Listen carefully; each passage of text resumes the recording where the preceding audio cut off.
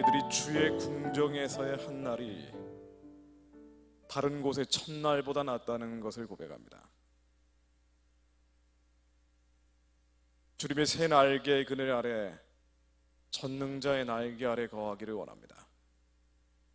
지존자의 그늘 아래, 시온의 거룩한 성소에서 살기를 원하는 자들입니다. 이 땅의 풍요와 번영과 건강과 어떠한 폭락도 주님의 나라의 진짜와는 비견할 수 없는 모조품임을 알고 있습니다. 저희들이 천국 가기를 꿈꾸는 자들이오되 하나님의 부르심에 소망이 있음에도 그 소망을 알지 못하고 여전히 하나님에 대적하여 높아진 견고한 진과 이론과 잡다한 생각과 감정과 기분들이 여전히 침전물로 저희들의 앞에 남아있음을 자백합니다. 그러나 주님께서는 예수를 그리스도로 이 땅에 보내주시어 우리의 죄와 허물과 불법을 기억하지 않으시고 다시는 종의 멍에를 매지 않도록 자유케 해주셨으니 저희들이 예수 그리스도 이름에 의지하여 시온의 보좌 앞으로 나아갑니다. 저는 기름 부어주시어 모든 묶인 것들이 풀어지게 하시고 흑암의 사슬들과 죽음의 군대가 저희들 가운데서 떠나가게 하시어 아버지의 뜻이 우리의 인생 가운데 가정과 가문과 이 나라와 민족 가운데 주님의 기쁘신 뜻이 온전히 이루어질 수 있도록 역사해 주옵소서. 예수 그리스도 이름으로 기도드립니다. 예. 이 끝에 들리시나요? 잘 들리세요? 예. 예. 제가 살고 있는데 말씀 들으신 분도 계실 테지만 월요일만 되면 곰이 나타납니다. 바로 산 밑입니다. 로키 산맥, 미국 로키 산맥의 지류가 저희 집이 있는데요.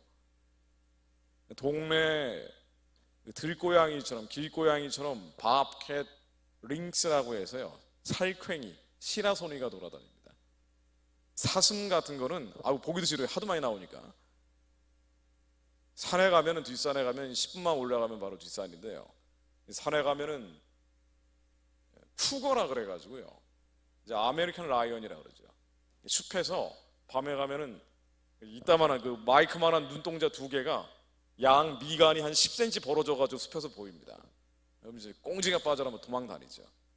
되게 그러다 보니까 산책하는 사람도 이제 밤에 안 다니고 낮에 큰 개를 데리고 다니거든요. 곰이 나타날 수도 있기 때문에. 저희 아들하고 등산할 때도 바로 뒷산 등산하는데 저희 아들하고 저희 사이에 곰이 올라가요. 이런 일들도 많고요. 밤에 곰 나올 때는 아주 진짜 희한하죠. 여기가 어딘가라는 생각이 듭니다. 근데 이제 저는 그래도 이제 밤에 올라갑니다. 이제 나오면 나와라 이제 이런 생각으로 가기 때문에 이제 올라가는데 곰 나올 때는요, 월요일만 되면 나오거든요. 월요일에 음식물 쓰레기 내놓는 날입니다. 그래서 화요일은 안 나와요, 얘네들이. 냄새 맡고 나오는 거죠. 근데 중국 사람들이 살고 있는 집 앞에 아주 귀신같이 알고 그걸 뒤져가지고 나오는데 워낙 동물이라는 생각이 잘 안 들어요. 너무 친근하게 느껴집니다. 실제로 보면은 밤에 동네를 돌아다니고 있는 곰을 보면은요, 두 마리가 나오기도 하고 엄마하고 아기가 나오는 경우일 텐데 그런 거 보고 있으면은 정말 친근하게 느껴져가지고 이제 가까이 가야 돼. 바로 이제 요 정도 거리로 떨어져 있을 때도 많습니다. 그럼 이제 카메라 들고 나가죠. 거의 이제 예전에 특종을 잡는 기분으로 취재를 합니다. 갑자기 이제 두 발로 설 때가 있거든요. 두 발로 서면은 진짜 사람 같아요.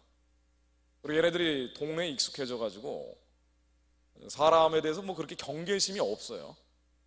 저를 삐끔이 보더니 음식물 쓰레기를 뒤져가지고 다시 바위 위에 털푸덕 앉아서 여유 있게 그걸 다 뜯어먹고 갑니다.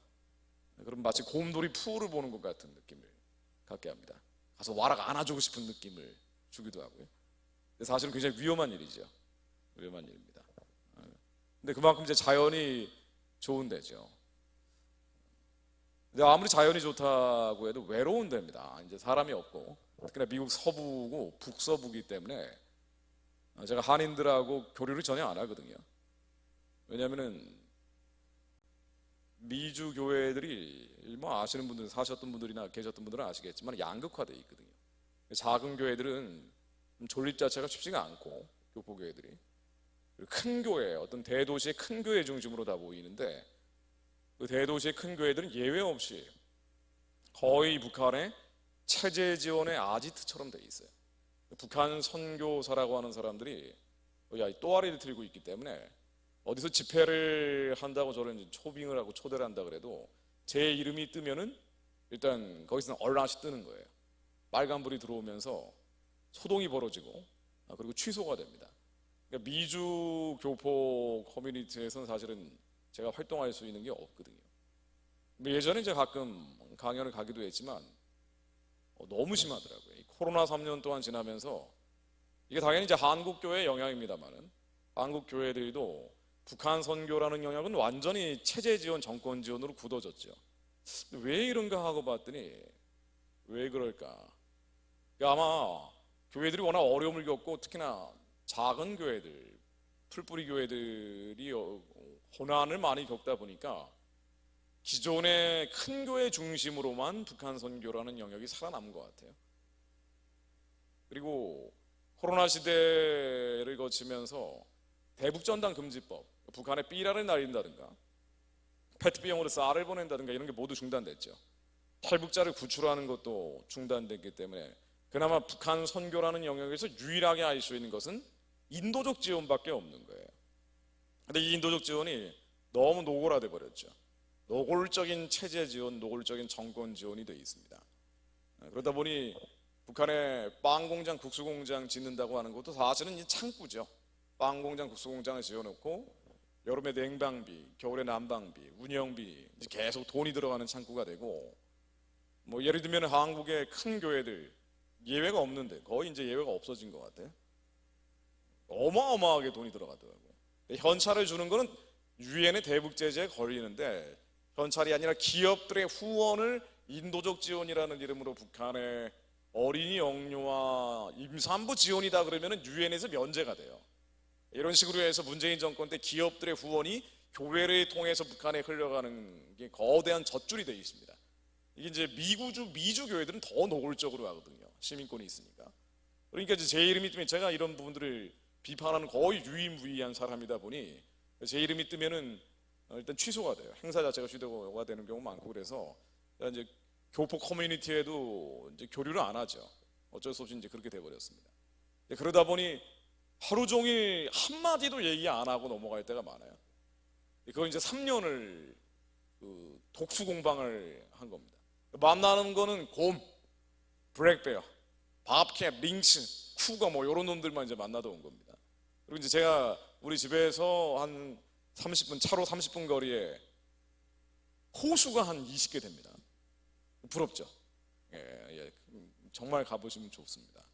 제가 잘 가는 포인트, 낚시 좋아하는 분들은 저희 동네 오면 미쳐버릴 거예요. 잘 가는 포인트에서는 약간도 과장 안 하고 30분에 최소 15마리를 보장할 수 있습니다. 던지면 나와요.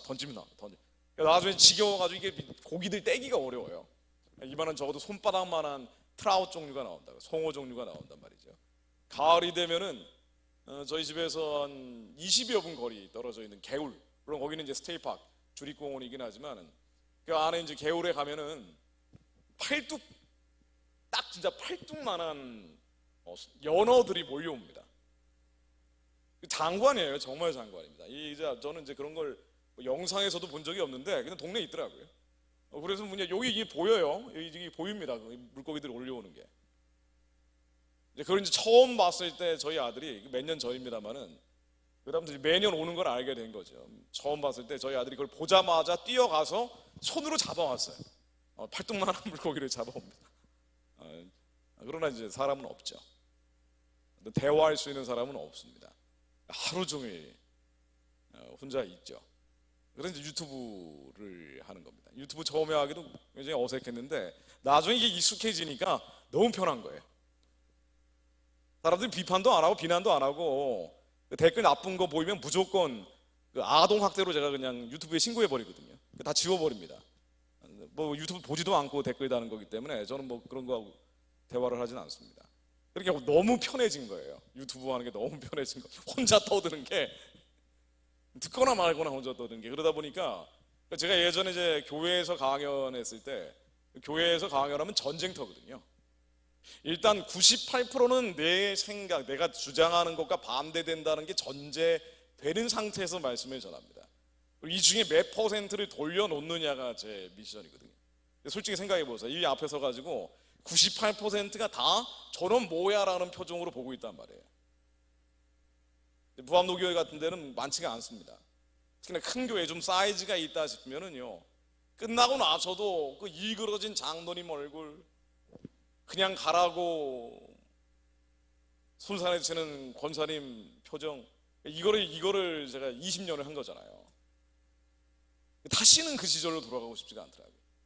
다시는 교회에 말씀을 전하고 싶은 생각이 없었습니다. 그래서 이번에도 뭐 말씀을 어떻게 하면 피해갈까, 어떻게 하면 내가 한국에 가는 거를 몰래 갔다가 몰래 올까, 요거를 이제 고민하는데, 제가 온라인으로 성경학교를 하고 있기 때문에 이제 여기서 얘기가 이제 퍼져 나가가지고 하다 보니까 이 성경학교에 관련되신 분들 교회만 돌아다니고, 특히 김철기 목사님, 새누리교회 김철기 목사님은 뭐 거의 한 달에 한 번씩 언제 오냐고 저를 거의 강박을 하셔가지고 이렇게 알게 되신 거죠. 정청 목사님까지 알게 되신 겁니다. 그래서 제 생각은 그게 아니었지만 어쩌다 보니까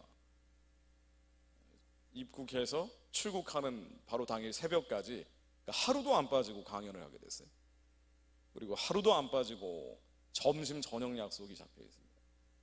그리고 거기 이제 아침 조참 무슨 모임에서 말씀 전해달라는 것까지 해서 이게 그러니까 한 4시간 하루에 자면서 이제 전국을 떠돌고 있습니다. 그러니까 어제는 좀 일찍 자려고 했는데 또 한 분 나가니까 또 다른 분이 들어오고 그래가지고 이제 한 새벽 2시까지 떠들다가 이제 아침에 포항에서 부산으로 왔죠. 그래서 저는 사실 볼펜 하나 들 힘이 없습니다. 그러나 제가 전하는 말씀이 있으면 제 힘으로 전하는 게 아닙니다. 제 생각으로 전하는 것도 아닙니다. 그러니까 우리의 생각과 하나님의 생각이 다르다는 게, 우리의 계획, 책 낼 계획도 없었어요. 저는 책 낼 생각도 전혀 없었는데 한 6개월 전에 저희 처가 병원 문제 때문에 3년 동안 미국에 있으면서 병원을 한 번도 안 갔거든요. 보험이 없거든요. 미국에서는 보험이 굉장히 비쌉니다. 병원을 한 번도 안 가고, 저희 처는 이제 병원을 가야 되는데 한번 뭐 부인과 여러 가지 뭐 그런 것들 있잖아요. 병원을 가야 된다 그러는데 저보고도 가자는 거예요. 제가 안 간다 그랬죠. 나는 갈 이유가 없다. 내가 한국에 와서 뭐 하냐. 다시는 가고 싶은 생각도 없다.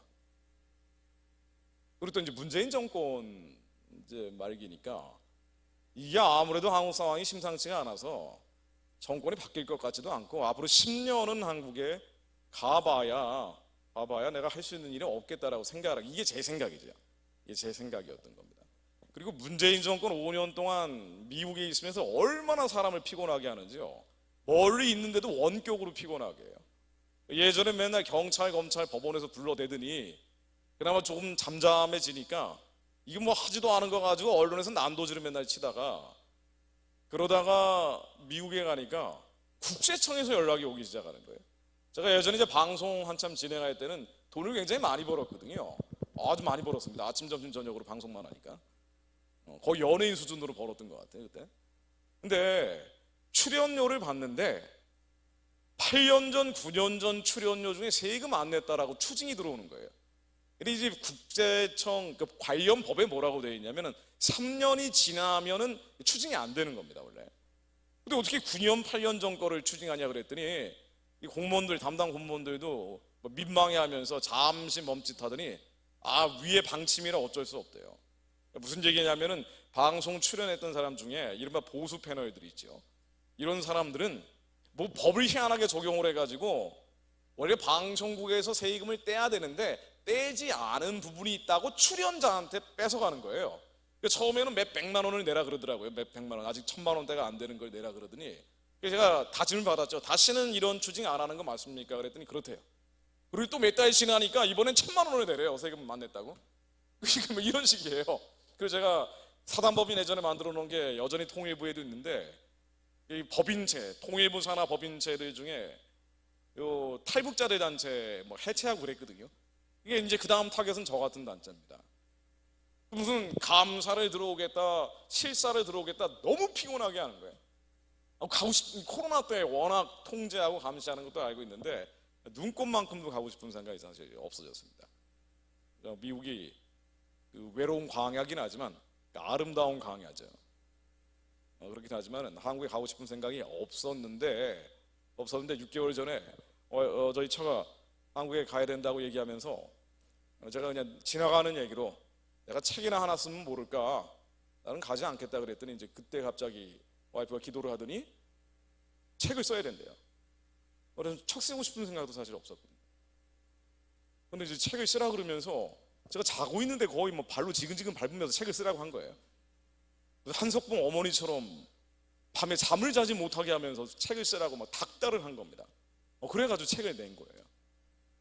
제가 살을 갈고 피를 녹여가지고 썼다 그랬는데 진짜로 살을 갈고 피를 녹여가지고 쓴 책입니다. 죽기 살기로 쓴 책입니다. 와이프한테 안 맞아 죽기 위해서 제가 쓴 책입니다. 그래가지고 책을 내서 왔는데 책이 지금 교문고 종교 분야 베스트셀러 1위가 됐죠. 그러니까 우리의 생각과 박수 치셔도 됩니다. 네, 우리의 생각과 하나님의 생각은 너무 다르다는 거예요. 저는 한국교회에 소망이 없다고 봅니다. 한국교회가 여러분도 절망적으로 보시겠지만, 그러니까 한국에 제가 지금 돌아다니는 교회들도 다 연약한 교회들이죠. 작고 약한 교회들이고, 큰 교회는 딱 한 군데 갔었는데 그것도 이제 성경학교에 계신 분들이 워낙 거기 많으셔가지고 초대받아 갔는데요, 아주 원론적인 얘기만 하고 왔습니다. 민감하고 아주 미묘한 얘기들은 할 수가 없어요. 워낙 이제 압박이 심하기 때문에. 그래서 그렇게 전한다고 해도 바뀌지 않는다는 걸 알기 때문에 1단계 유치원 교육만 하고 오는 정도입니다. 근데 한국의 일정한 규모 이상 되는 교회들은 바뀌기가 어렵더라고요.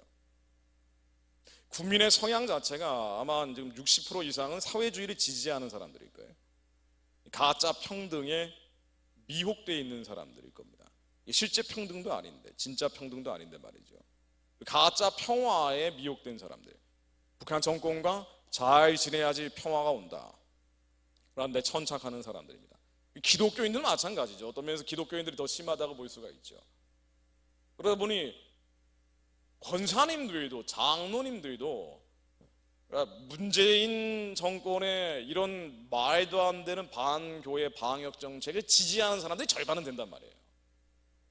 차별금지법이나 동성애 관련 온갖 악법과 정책들을 그래도 어쩔 수 없다라고 생각하는 장로님들이 한국 장로님들 가운데 최소 3분의 1은 될 거란 말이죠. 이러다 보니까 규모가 좀 있는 교회에서는 감히 이승만 얘기 한번 했다가 난리가 나는 거예요. 말을 할 수가 없더라고요. 말하면 끌어내려지니까 말할 수가 없는 거예요. 작은 교회들 아니면 나라와 민족을 위해서 북한의 우상숭배 체제가 무너지라고, 평화적으로 무너지라고 선포하라고 제가 지금까지 계속 일관되게 해왔던 얘기거든요. 여러 가지로 주제로 다루고 있지만 결론은 한 가지, 북한은 우상숭배 체제, 저거는 태양신 체제이기 때문에 예수 이름으로 망하라는 거거든요. 평화적으로 망하라고 선포하면 하나님께서 기이한 사적들을 만드신다는 거거든요. 근데 교회가 일정 규모 이상이 되면 사실상 불가능하더라고요. 그러니까 제가 너무 많이 경험을 해봤기 때문에 안 된다는 것이 제 생각에 굳어져 있는 거예요. 제 머릿속에 해봐야 소용이 없다. 하루 이틀이 아니라 22년을 했거든요. 지금 좀 조용히 제가 미국에 있었으니까 그렇죠. 예전에는 한국의 보수 교회들, 우파 교회들 내에서 안티 기독교 세력을 막아야 된다고 반기독교 인사들을 잡는데 제가 넘버1으로 들어갔어요. 보수 우파인데. 왜냐하면 대북 지원을 비판하니까. 이 대북 인도적 지원이라는 거는 좌파, 우파 불문하고 다 하고 있단 말이에요. 보수, 진보 불문하고 다 하고 있어요. 한국의 차별금지법을 반대한다는 중형, 대형 교회들, 심지어는 태극기 들고 광장에 몰려 나오는 교회들도 차별금지법은 반대한다 그러는데 대북 인도적 지원은 계속하고 있다고요. 정권은 나쁘지만 주민은 도와야 된다는 이유로. 근데 제가 대북 인도적 지원이라는 건 없습니다. 인도적 목적으로 하실지 모르지만 인도적 목적으로 사용될 수 없습니다. 왜? 정권을 통해서 주민에게 들어가기 때문에.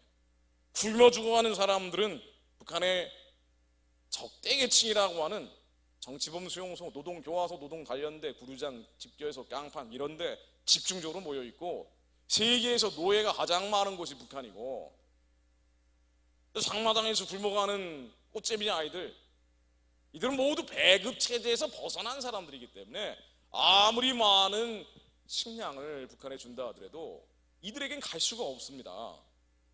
그러니 많이 지원을 해야 된다면 서독이 동독에 지원을 했던 것처럼 조건을 붙이십시오. 서독이 동독에 지원할 때 그랬잖아요. 62년도 베를린 장벽이 생기고 89년도 베를린 장벽이 무너질 때까지 무려 정치범들 3만 5천 명, 그들의 가족 25만 명, 29만 명 가까운 사람들을 데려오는 조건으로 지원을 한 거예요. 이걸 자유를 사온다는 프라이카프라고 합니다. 이 조건으로 지원을 한 거라고요. 우리처럼 무조건 한 게 아니란 말이에요. 북한의 치아 기독교인들을 처형하지 않는다는 조건으로 지원하십시오. 정치범 수용소를 해체하는 조건으로 지원하십시오. 아니면 다른 거 다 떠나서 한국 국적을 가지고 있는데 북한에 억류되고 있는 사람들, 전시 납북자가 10만 명 가까이 돼요. 6.25 전쟁 때 납북된 사람들이. 전후에 납북된 사람들이 500명 정도 된단 말이에요. 오기련 박사라고 한국 국적을 가지고 있다가 서독으로 넘어가서 친북 활동을 하면서 북한에 넘어가 아내와 두 딸을 두고 다시 한국으로 온 사람이 있는데요. 이분의 두 딸 해원 규원씨 여전히 북한 수용소에 억류되어 있습니다. 이 사람들 데려오는 조건으로 지원하십시오. 진짜 평양에 과학기술대학을 짓고 진짜 평양에 심장병원을 짓고 싶고 도인민병원을 북한 전역에 짓고 싶으면 조건부로 주십시오 라고 얘기하면 안티기독교 세력이 된단 말이에요. 반교회 인사로 분류돼서 김성욱이라는 사람은 한국교계에서 추방해야 된다라고 결의하고 팀까지 만들었더라고요. 제가 잘 아는 분들인데도 보수 우파 쪽이니까 한 달이 거치면 알거든요. 이게 한국교회 현실인 거 내가 너무 많이 겪었기 때문에 무슨 소송 들어온다 그러면 교회에서 들어오는 게 많단 말이죠. 한국의 초대형 교회들이 인도적 지원 비판했다고. 이게 누가 그 얘기를 하겠습니까? 나니까. 그러니까 제가 이 얘기를 이제 잠시 홀딩을 하고 코로나 기간에 지나고 다시 하라 그러니까 전 눈금방구도 할 생각이 없는 거예요. 교회는 안 바뀌니까. 한국교회는 심판이라고까지 부를 건 없는데요. 쇠락하겠죠. 그리고 침체할 겁니다. 코로나 3년 기간에 한국 교회가 겪었던 지하교, 이게 교회가 있긴 있는데 이거 지하로 거의 숨어드는 분위기가 돼버린 거 아니에요.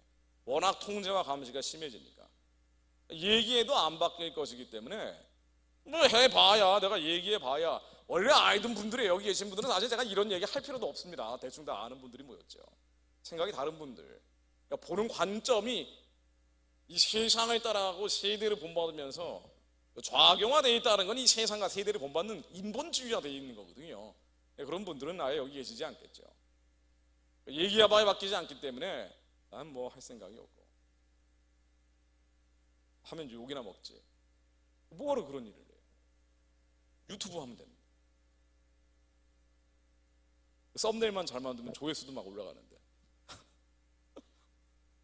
그래서 한국에 올 생각이 눈금방도 저는 없었습니다. 그런데 이건 우리 생각이죠. 우리 생각과 하나님 생각은 전혀 다릅니다. 제가 그런 생각이 꿈틀꿈틀 올라오지만 그때마다 브레이크가 걸리는 게 이건 내 생각인데 하나님 생각은 무엇일까요? 우리의 생각은 지금 직관적으로 나오는 건데 하나님께서 주시는 마음은 무엇일까? 하나님은 절망이 아니라 소망입니다. 하나님은 절대로 재앙을 원하시는 분이 아니죠.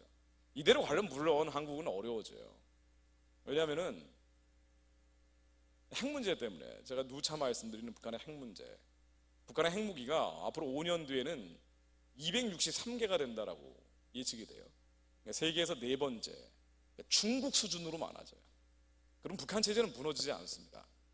이성적인 잣대로 보면 북한 체제가 무너지는 게 아니라 북한 정권은 점점 유지되고 연장되고 강화되는 거예요. 그럼 이제 어떻게 되는 거 아니? 남한에 북한 정권과 짜웅하는 사람들, 뭐 주사파라고 부르든 뭐라고 부르든 간에 사실 주사파 아닌 사람들도 북한 정권의 힘을 이용해서 자신들의 권력을 유지하려는 가짜 평화주의자들이 넘쳐나는 시대죠. 북한의 자극적인 얘기를 다 안 하잖아요. 그런 얘기하는 사람들은 퇴출되는 분위기란 말이에요.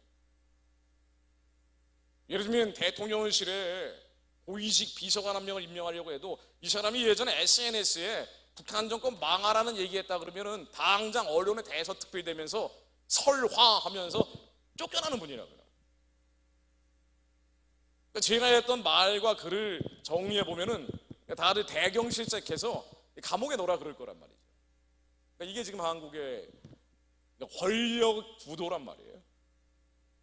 근데 이런 상황에서 앞으로 북한의 핵무기는 점점 강화되고 이거로 인해서 남한의 주사파 내지는 그들과 연합하고 연대하는 세력들이 더 창궐할 텐데 이들은 공통점이 유물론자예요. 하나님의 마음속에 두기 꺼려하는 이들이고 반드시 통과돼야 되는 법 1, 2, 3, 4, 5가 있다라고 얘기하는 사람들이에요. 그리고 이 법들은 모두 다 반교회 입법들입니다. 첫 번째가 차별금지법. 그렇죠. 북한 체제가 연장되면은요 남한에서는 차별금지법 통과되는 거예요.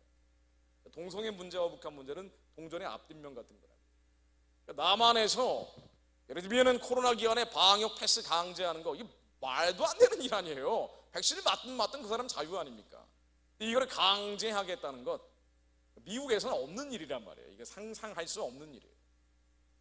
근데 한국에서만 이런 일이 벌어진 거예요. 중국이나.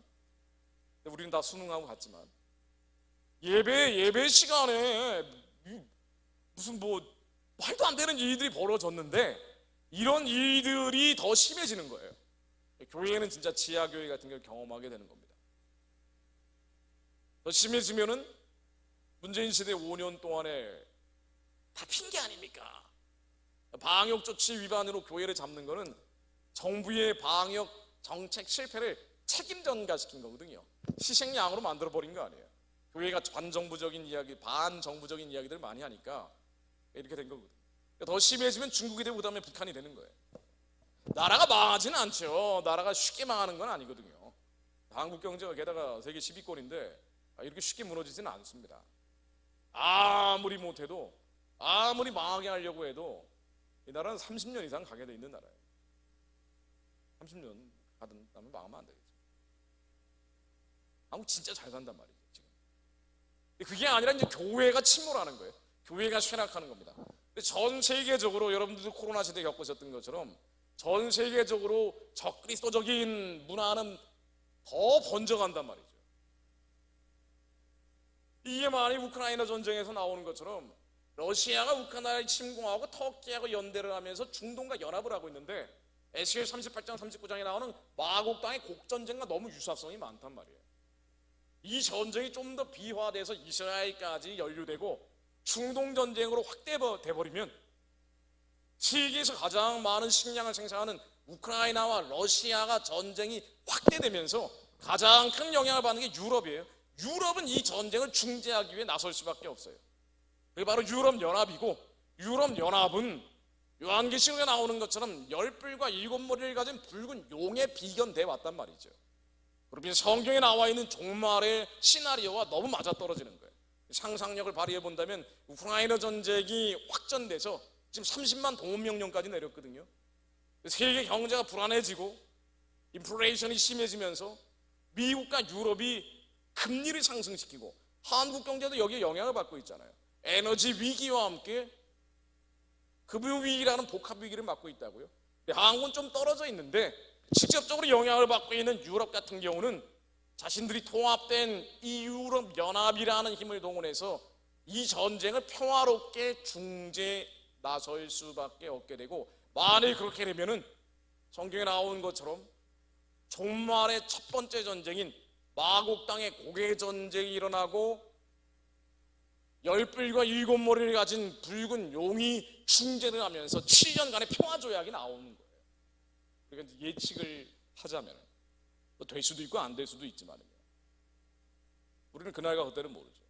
그럼 이 7년의 평화 조약이 나오고 한 이래라고는 성경에 나와 있지만 이게 7년으로 통상 해석이 되죠. 3.5년 앞에 3.5년 절반 동안은 적그리스도가 자신의 본 모습을 드러내지 않고 이 평화 조약을 이끌어낸 유럽의 지도자겠죠. 이 사람이 평화로운 때를 만들어 내지만 3.5년이 지나면 뭘 한다 그래요? 자기의 우상을 제3성전이 세워져 있던 자리, 그러니까 평화로운 한때 3.5년 동안 제3성전이 세워지게 해서 예루살렘에서 마음껏 유대인들이 하나님께 제사 지낼 수 있게 하다가 3.5년이 지나면 이것을 중단시키고 제3성전이 있던 자리에 가증한 멸망의 우상, 적그리스도의 우상을 세운다고 성경에는 예언이 되어 있잖아요. 그러면 이 적그리스도의 우상이 나오고 절하지 않는 자들에게 그때 666을 강제한다고 나오거든요. 조건은 매매를 못하게 하면서 이 모든 사적 소유와 사적 거래를 적그리스도가 통제한다는 거예요. 바로 이 적그리스도의 통치 질서 안에는 사회주의적인 구조가 만들어진다는 얘기죠. 그리고 예수님이 오시는 거예요. 지금 벌어지고 있는 일들을 보면은 종말적 현상들과 유사성이 많단 말이에요. 단정적으로 얘기할 수는 없지만, 그러니까 이제 이게 진짜 실제가 되면은요, 유라시아 대륙을 중심으로 적그리스도적인 통치 질서가 번져가면서 한국 교회는 쇠락하고 침체하고 몰락하면서 이 안에 빨려 들어가는 거예요. 나라가 망하고 흥하고의 차원이 아니라, 한국에 좌파가 집권하고 우파가 집권하고 이 차원이 아니라, 한국은 영적으로 쇠락을 하면서 영적으로 침체하면서 영적으로 침몰하면서 적그리스도 질서 안에 빨려 들어가고, 한류라는 것은 우리가 오징어 게임에서 확인했던 것처럼 오징어 게임에 나오는 것들이 하나씩 음란한 것들 아니에요? 이게 하도 사람들이 많이 봐가지고 저도 봤는데 스킵하면서 봤어요. 너무 끔찍해서. 뭐 이런 드라마가 다 있죠? 거기 동성애 장면까지 나오고 사람들은 그거 보고 키득키득 됐는데 어쨌든 재미는 있더라고요. 아주 자극적으로 만들어가지고 다음 얘기가 뭔지 궁금해지게 막 만들죠. 근데 한류라는 것이 이런 음란한 악풍을 세계적으로 번지게 하는 천병이 될 수도 있단 말이죠. 우리의 다음 세대, 미래 세대는 예수님은 오시지만 예수님 오실 때까지 죽기를 두려워하며 사단의 종로로 타며 살 수도 있단 말입니다. 그러나 하나님이 원하시는 것, 이건 이제 우리의 생각이고요. 제가 미국 오기 전에 제 생각처럼 우리의 생각이고요. 하나님의 생각은 우리의 생각과 다르다는 거예요. 하나님은 한국교회가 망하기를 원치 않으시죠. 끝나기를 원치 않으시는 분이에요. 그래서 자꾸 돌리시는 겁니다. 책도 베스트셀러로 만드시는 것 같아요. 하나님의 생각은 재앙이 아니라 장래의 소망을 주시는 거고, 우리는 한국이 회복돼서 북한을 구원하고 복음으로 통일해서 예수님 오시는 길을 예비하는 선교하는 나라가 되기를 바라지만, 설령 그렇지 않다 하더라도 우리가 보고 있는 거, 듣고 있는 거, 느끼는 것을 실망하거나 낙심낙담할 필요는 없다는 겁니다. 하나님의 계획은 전혀 다른 것일 수 있기 때문에 우리가 예단할 필요는 없다는 거예요. 에스겔서에 나오는 얘기일 텐데요. 제가 이 말씀을 읽고, 제가 사실 시작도 안 했습니다. 이게 지금 시작 안 했는데 시간이 막 가고 있네요. 이건 좀 원래 이런 데니까요. 에스겔서 9장 3절을 보면은요, 예루살렘이 너무 가증한 일들을 행하니까 심판하시는 내용이에요. 심판하시는 내용입니다. 에스겔서 8장 10절에 보면은 내가 들어가 보니 각양 곤충과 가증한 짐승과 이스라엘 족속의 모든 우상을 그 사면벽에 그렸고 장로 중 70인들이, 하나님이 섬기는 장로들이 이 각양 곤충과 가증한 짐승들에게 우상 숭배하는 일들이 벌어지거든요. 이게 사실 한국 교회에서 벌어지고 있는 일들이기도 하죠. 이 각양 곤충과 각종 짐승들은 물질과 돈이 되어 있는 거고, 물질과 돈을 지키려고 하다 보니까 그 이기심 때문에 북한 정권과도 유착해버리는 거거든요. 이 남한만의 평화, 남한의 평화를 지켜야 되니까 북한 정권이 무너지는 게 사실 부담스러운 거예요. 그러다 보니 가짜 평화에 빠지고 인도적 지원을 하는 거예요. 인도적 목적으로 사용되지 않는 거 너무 잘 알죠. 너무 잘 알아요. 우리 지갑에서 돈 빼가지고 가져가는 건데 이걸 왜 모르겠어요. 아는데 북한 정권이 무너지지 않길 바라는 거예요. 속내는 남한에서 너무 많은 걸 가지고 있으니까 변화하는 게 싫단 말이에요. 이 양반들은.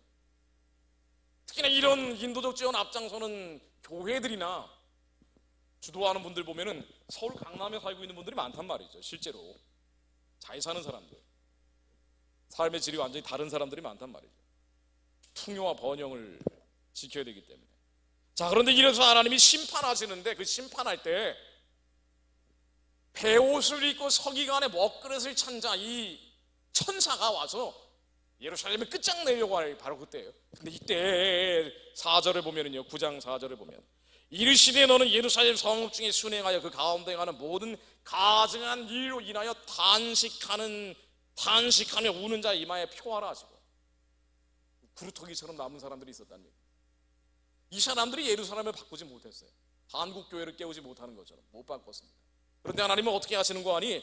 이 사람들의 이마에 표하라고 하시고 나의 듣는데 또 그 남은 자에게 이르시되 너희는 그 뒤를 쫓아 성읍 중에 순행하며 아껴보지도 말며 긍휼을 베풀지도 말고 쳐서 늙은 자와 젊은 자와 처녀와 어린아이와 부녀를 다 죽이되 이마에 표 있는 자에겐 가까이 하지 말라 하시대요. 그러니까 하나님이 이 나라와 민족을 어떻게 하실까? 물론 우리는 복음 통일 얘기할 때 한국교회가 회복돼서 북한을 구원하고 복음 통일되면 좋지만 끝까지 안 들으면 할 수 없어요. 저도 외치지만 외치라니까 외치는 거예요. 외치라고 외치는데 안 들으면 할 수 없다고. 여러분들이 전하려고 하는데 안 들으면 할 수 없는 거예요. 이거를 실망할 필요가 없다고. 낙심낙담하실 필요도 없습니다. 절망하실 필요도 없습니다. 중요한 건 뭐냐면 울며 탄식하는 자들을 하나님께서 보존시키셔서 새 일을 행하시는 거예요. 새 부대에 담을 새 술로 준비하시는 겁니다.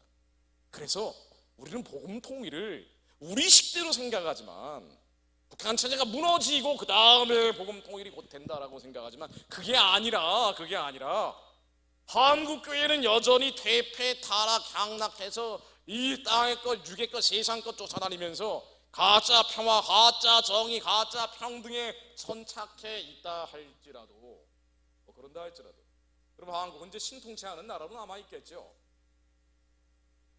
해양에서는 네오막시즘 몰려오고 대륙에서는 여전히 막시즘이 창궐하면서 한국은 혼란과 혼돈과 무질서 상태가 계속될 수도 있는데 안타깝지만 어쩔 수 없어요. 강제할 수는 없잖아요. 제가 초대형 교회 목사님들 한두 번 만나봤겠습니다. 이 바닥에 있다 보니까 밥도 많이 먹어봤어요. 개인적으로는 반공투사들이에요. 다. 근데 말할 수 없다는 거예요. 요컨대 쫓겨난다는 겁니다.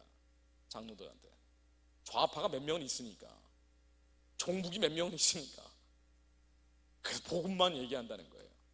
일제시대 신사참배 반대하지 않고 복음만 얘기한다고 하면서 정교 분리 얘기했던 거하고 똑같은 거예요. 이런 일들이 계속 있는데 그러면 한국의 혼란과 혼돈과 무질서는 계속 되겠지만, 그러나 이 가증한 일들로 인해 울며 탄식하는 자들에게는 이마에 표에 서서 남기셔서 하나님께서 이루실 복음 통일은 이들의 기도를 통해 어느 날 갑자기 북한 체제가 평화적으로 무너지게 하실 겁니다. 이 남은 사람들의 기도를 통해 어느 날 산사태처럼 북한이 무너지는 거예요. 그리고 이 울며 탄식하며 남은 자들을 어떻게 하시는 거 아니? 아무 희망도 안 보이고 살인적인 경쟁 속에서 끝이 없는 길을 걸어가고 있는 한국의 청년들을 끄집어내서 북한이 학교 짓고 병원 짓고 교회 세고 제2의 언더우드, 제2의 아펜젤로로, 제2의 모페소로 하나님께서 사용하신다는 거예요. 이건 하나님의 영역입니다. 우리가 단정 지을 필요가 없다는 거예요. 그래서 마치 새 나라 만들듯이 나라 새로 만드는데 많은 사람이 필요하지가 않아요. 미국도 많은 사람이 만든 나라가 아니에요. 한국은 더 말할 나위가 없습니다. 미국은 영국 국교회에 탄압받고 있던 청교도들이 메이플라워 타고 와서 프리머스를 하는데 개척지를 만들고 이들이 만든 거예요. 몇 사람들이 만든 겁니다. 나머지는 먹고 살기 바빴다고요. 이 사람들이 1차 대각성 운동, 아이고 이 교회사에 1차 대각성 운동이라는 게 사실 그럴싸하게 되어 있지만 실제로 역사책 들여다보면 별거 아니었어요. 솔직히 몇 사람이 한 거예요. 몇 사람이, 거기 목사님들 몇 사람이 우리는 영국의 개가 아니다 라고 막 설교하기 시작하니까 정치 설교만 한 거예요. 이러다가 이 얘기 듣고 조지 워싱턴 같은 사람들이 나중에 티파티라는 보스턴에서 공기를 일으키면서 이 얘기 일어난 게 미국의 독립전쟁이란 말이죠.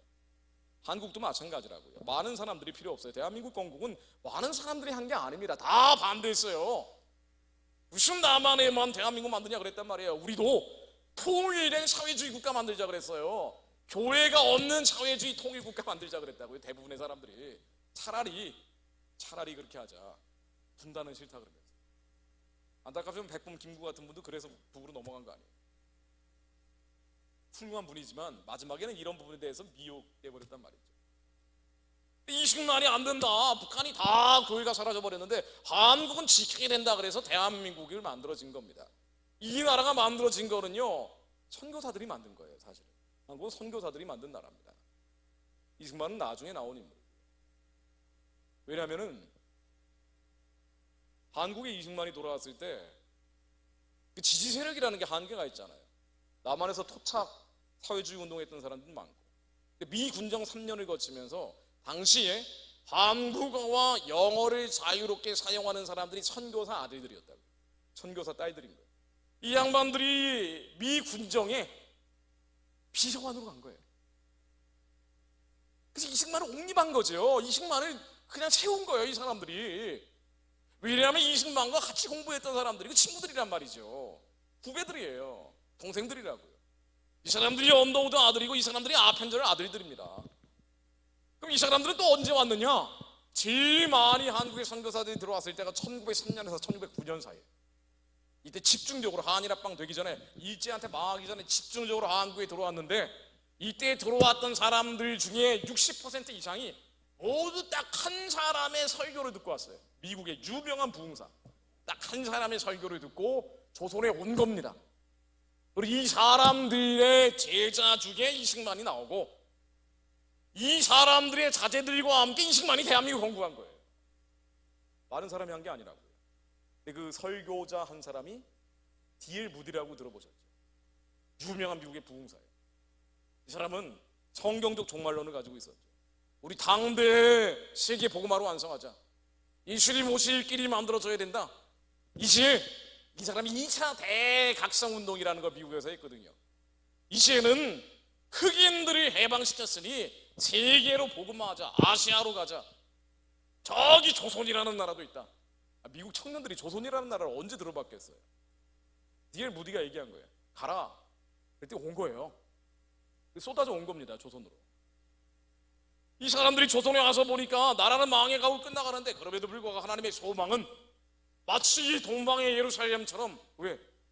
야산에 들불 붙는 것처럼 복음이 붙더라 이거예요. 사람들에게 복음을 전하기만 하면은 가장 너무 눌려 있었기 때문에, 너무 가난하고 너무 굶주려 있던 사람들이기 때문에 하나님 외에는 살 길이 없는 이 사람들, 오직 죽은 자를 다시 살리신 하나님만 믿더라 이겁니다. 가장 연약하고 첨한 사람들, 과부, 기생, 고아, 이런 사람들만 믿었어요 처음에는. 그러나 이들의 믿는 믿음을 보니 언젠가는 조선이라는 나라가 영적인 강대국이 될 것이다 라고 선교사들이 막 얘기한 거예요. 실제로 그 장신대 설립자라고 평가받는 모페 선교사가 그렇게 얘기했죠. 한일합방 되기 2달 전에 1909년 6월 달에 세계 부흥 대회라는 걸 영국 에딘버러에서 하는데 그렇게 얘기했어요. 조선은 언젠가는 영적인 강대국이 될 것입니다. 나라 망해가는데, 끝나가는데. 그러니까 하나님의 생각과 우리의 생각은 다르다. 그 당시 우리가 봤던 거는 나라가 망해가고 끝나가는 거니까 절망인데 하나님은 그렇게 보시지 않은 거예요. 그 일제 35년이라는 혹독한 연단과 시련의 기간을 거쳐서 정말 기도하면서 대한민국을 건국하고 세계에서 인구 대비 선교사 가장 많이 보내는 나라가 지금 만들어져 있는 겁니다. 많은 사람이 한 게 아니라고요. 우리는 진실을 전할 때 사람들이 받아들이지 않는다고 속이 상하지만 그럴 필요가 없습니다. 하나님의 생각은 우리의 생각과 다르기 때문에 하나님은 그 남은 자들 이마에 표를 하셔가지고 보존시키셔서 마치 북한 구원과 해방의 노아의 방주 같은데 태우시는 거일 수도 있어요. 이 사람들이 북한 재건의 주역들로 삼으셔서 학교 짓고 병원 짓고 교회 세워서 나만은 회개하지 않기 때문에 여전히 혼란과 혼돈과 무질서 가운데 있다 할지라도 이들을 통해서 북한의 선교의 기지로 회복시키시고 평양을 동방 예루살렘으로 되살려내서 북한에 버려진 자들을 살려낸 뒤에 살려낸 자들과 함께 다시 만주로 연해주로 복음 전하게 하고 그 부흥의 불길이 중국을 관통하면서 몽골 초원과 티벳의 고원을 넘어서 카자흐스탄, 우즈베키스탄, 키르기스탄, 사마르칸트를 지나서 예루살렘까지 복음이 전해지는 길을 하나님은 계획하실 수도 있다고요.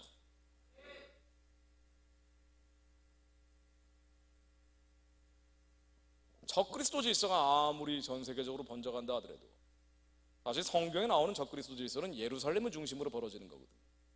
예루살렘을 중심으로 중동과 터키와 러시아와 유럽 대륙을 중심으로 이야기가 전개되는 거예요. 사실은 중국은 언급도 없어요. 근데 우리는 적그리스도 질서가 오면 한 면도 빠져나가지 못하고 모두 오른손과 이마에 666 표를 하고 살아야 된다고 생각하면서 끝났다, 세상 끝에 조짐이 조금만 나와버리면 아이쿠 큐 하면서 극단적 종말론으로 가버리고 시한부 종말론으로 가버려서 산으로 도망치는 일도 많지만 성경에는 그렇게 나와 있지 않습니다. 한국은 선택이 열려있는 나라예요. 한국 교회가 올바른 선택을 하면 좋지만 올바른 선택을 안 해도 여러분들이 걱정, 근심, 염려할 필요가 없어요.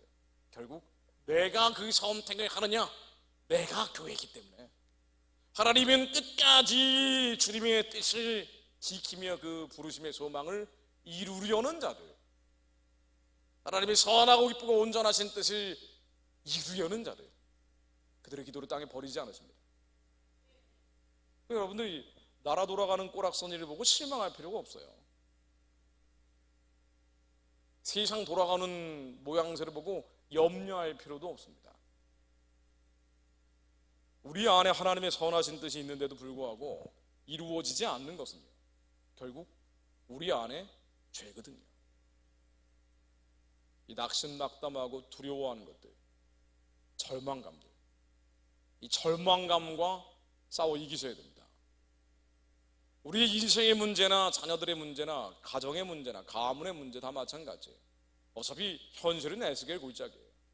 이 에스겔 골짜기에 처해 있다 할지라도 결국 싸워야 될 원수와 대적들이 내 안에 있다는 것을 깨닫는 게 너무너무 중요하죠.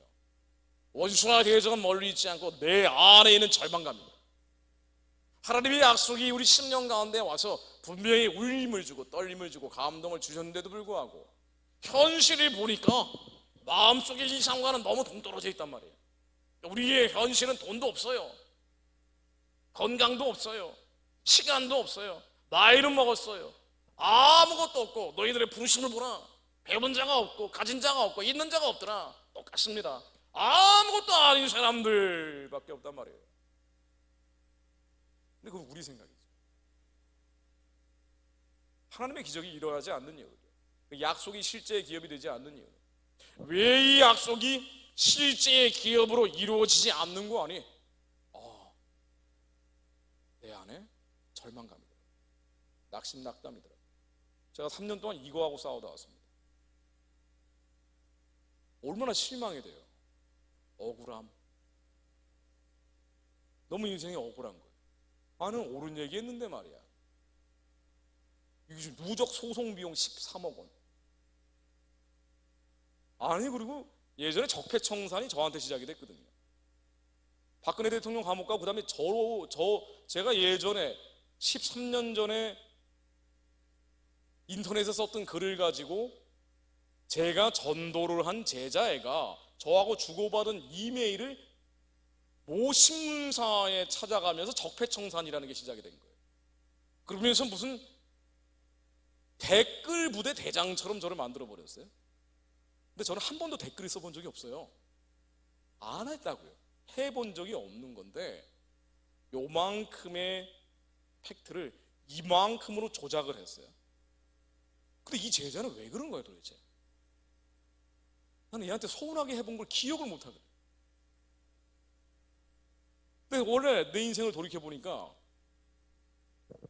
맨날 등에서 도끼 맞은 기억밖에 솔직히 없어요. 제가 돈에 대한 개념이 없어요. 전 숫자에 대한 개념이 아예 없습니다. 사람을 아예 보지를 않아요. 이놈이 나쁜 놈인지 좋은 놈인지 아예 그걸 보지를 않는 사람이에요. 굉장히 좋은 사람이라고요. 저는. 사람 자체가 굉장히 좋은 사람, 제가 봐도 좀 좋은 사람입니다. 그러니까 맨날 속아요. 맨날 뒤통수를 맞는단 말이에요. 그러니까 요놈이 이렇게 하는지도 몰랐고, 근데 이런 게 사실은 어린 초등학교 1학년 때부터 돌이켜보니까 항상 그랬던 것 같아. 항상 내 주변에는 그러니까 사람들이 왜 저 이상한 일을 만나고 다니냐, 이런 애들은 내 주변에 마치 위성처럼 빙빙빙빙 돌고 있단 말이죠. 마음이 많이 아픈 애들이죠 사실은. 마음이 아픈 애들이 많이 빙빙빙빙 돌다가 이게 이제 끝까지 있는 게 아니라 결정적 순간에 이제 이렇게 하더라고요. 그러니까 왜 이런 일이 벌어지냐면 너무 억울하잖아요. 상실감, 패배감, 실패감. 그리고 무슨 커뮤니케이션을 하는 게 아니니까 이 절망감. 나중에 거의 미치기 직전까지 가요. 나중에 미쳤습니다. 제가 집을 공식적으로 가출한 게 미국 3년 동안 있으면서 한 4번 돼요. 더 이상 못 있겠다. 근데 나가도 갈 데가 없어요. 어디 푸거 있는 산에 가서 잠깐 있다가 내려오는 거예요. 어떻게 이런 일이 있을 수가? 기도한 반대로만 가는 거야, 나라와 민족은. 난 뭘 한 거예요 도대체 지금까지? 상처투성이가 돼가지고 마음은 갈기갈기 찢어져가지고 무슨 짓을 하고 있었던 겁니까? 이게 견딜 수가 없네. 이제 성적표를 받았거든. 빵점으로 받은 거예요. 아무 열매가 없으니까 우린 열매로 평가할 수밖에 없는데 열매가 없어요. 할 수 있는 거라고는 성경 있는 것밖에 없더라고요. 성경 있는 것밖에 없어요. 기도도 잘 안 돼요. 이거 뭐 되겠습니까? 한 3시간 기도하면은 2시간 59분 동안은 잡념, 망상, 걱정, 의심, 염려, 이건 뭐 소리를 질려도 생각이 떠나지는 않으니까. 예전에 이제 20대 때 제가 한참 돌을 닦았는데 산에서 돌 닦고 굴 뚫고 있을 때가 생각이 나는 거예요. 하루 종일 명상을 하고 있는데 번뇌 망상이 떠나지 않는 그런 상황들. 너무 강한 게 짓누르니까. 여러분들 인생의 많은 문제들로 인해서 얼마나 많은 게 짓누릅니까? 잊으려고 해도 잊혀지지 않는 그 생각들 말이에요. 그 마음의 상처, 계속 오랜 기간 동안 내가 원치 않는데도 부정적인 경험들이 누적되면서 얼마나 많은 것들이 흉하게 결박이 되고 멍에 줄이 되어 있냐 말이에요. 그러니까 이게 기도를 해도 기도를 하는지 안 하는지 모르는 그런 상황들이 많죠.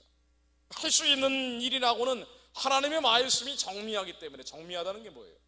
날카롭게 파고든다는 거거든요.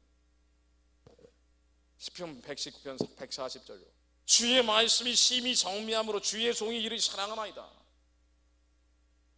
다윗은 너무 억울했을 거예요.